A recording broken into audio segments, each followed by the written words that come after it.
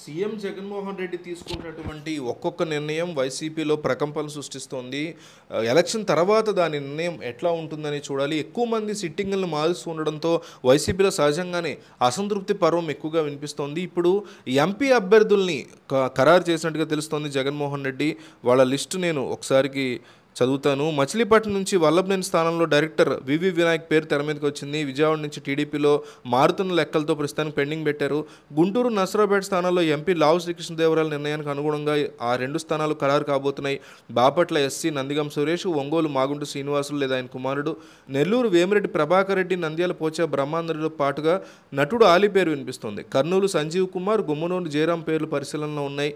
Anantapuram Shankar Narayana, Hindupuram J Shanthamma, Kadapa YS Avinash Reddy, Tirupati doctor Gurumurthy, Rajampet Mithun Reddy, Chittoor S Reddappa పేర్లు ఖరారుగా తెలుస్తోంది.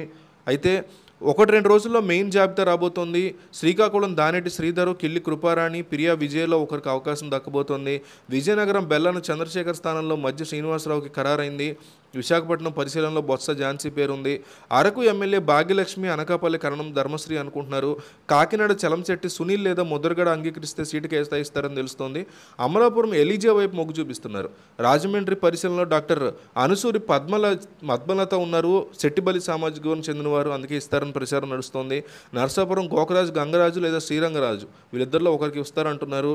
ఏలూరు అరసివల్లి అరవింద్, మరో మాజీ మంత్రి పేరు కూడా ప్రముఖంగా వినిపిస్తోంది. వీళ్ళందరిలో మీ యొక్క నియోజకవర్గం ఉంటే వీళ్ళకి ఇవ్వకూడదు, వీళ్ళకి ఇస్తే బాగుంటుంది, మీ ఎంపీ ఎవరు, ఆ ఎంపీ పనితీరు ఎట్లా ఉంది, ఆయనకే మళ్ళీ టికెట్ ఇవ్వాలా వైసీపీ, లేదా ఇచ్చిన ఓడిపోయే పరిస్థితుందా, టీడీపీ గెలుస్తుందా, టీడీపీ ఎంపీ ఎవరు, ఇట్లా మీ అసెంబ్లీ సెగ్మెంటు అట్లాగే మీ పార్లమెంట్ సెగ్మెంట్కి సంబంధించి ఎవరు ఎంపీగా ఉన్నారు, అట్లాగే టీడీపీ తరఫున ఎవరున్నారు, ఇద్దరు ఎవరు గెలిచే అవకాశం ఉంది, వైసీపీ ఎవరికి టికెట్ ఇస్తే బాగుంటుంది అనేది మీ అభిప్రాయంగా చెప్పండి.